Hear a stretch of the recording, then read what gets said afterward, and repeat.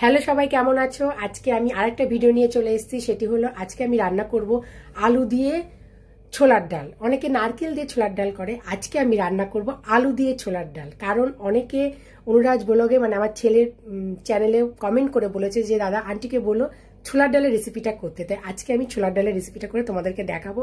তোমরা দেখো আমি কি করে আলু দিয়ে ছোলার ডাল রান্না করি। থেকে আমি ছোলার ডালটা প্রেসার কুকারে সিদ্ধ করে রেখেছি। তারপরে এই হলো আলু, তেজপাতা, শুকনো লঙ্কা, গরম মশলা, কাঁচা লঙ্কা, সাদা জিরে, চিনি, নুন, শুকনো লঙ্কার গুঁড়ো আর হলুদ, এইসব দিয়ে আমি আলু দিয়ে ছোলার ডাল রান্না করব। এবার তোমরা দেখতে থাকো। কড়াইটা বসিয়ে দিলাম আমি এখন গ্যাসে।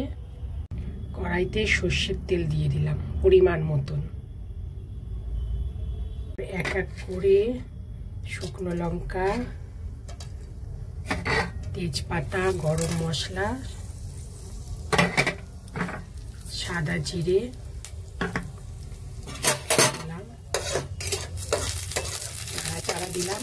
তখন এটা ভাজা ভাজা হয়ে যাবে। তারপরে আলু দেবো।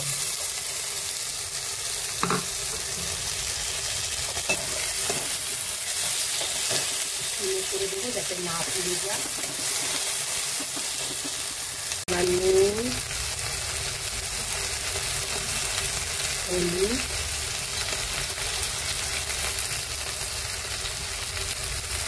লঙ্কার গুঁড়ো দিয়ে নাড়াচাড়া দিতে হবে ভালো করে।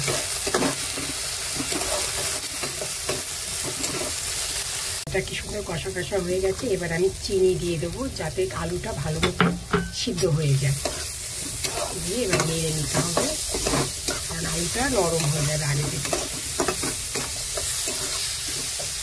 ভাজা হয়ে গেছে। এবার আমি ছোলার ডালটা ঢেলে দেবো।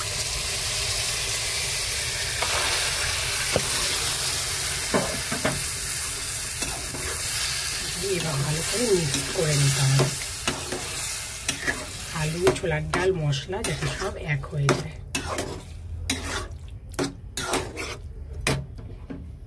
এবার গ্যাসটা ফুল করে দিতে হবে।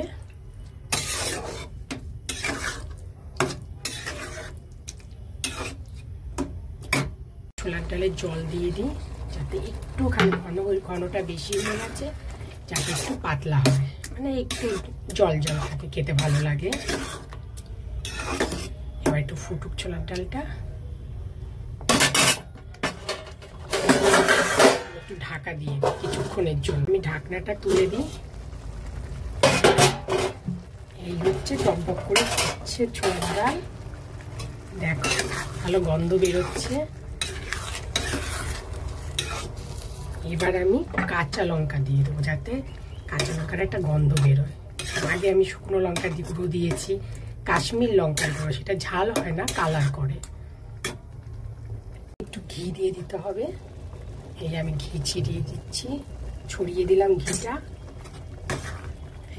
এই হলো আলু দিয়ে ছোলার ডাল।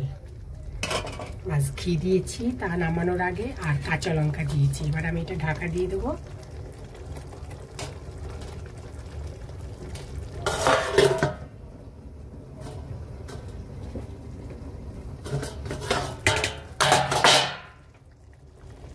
ঢাকনা খুলে দিলাম, কিছুক্ষণের জন্য ঢেকেছি। ব্যাস এই টকবক করে ফুটলো। এই হলো রান্না। এই আমার আলু দিয়ে ছোলার ডাল রান্না শেষ হলো। যাক গিয়ে তোমরাও ট্রাই করো, দেখো কেমন লাগে, আর রান্নাটাও দেখো। ভিডিওটা আমি এখানে শেষ করছি।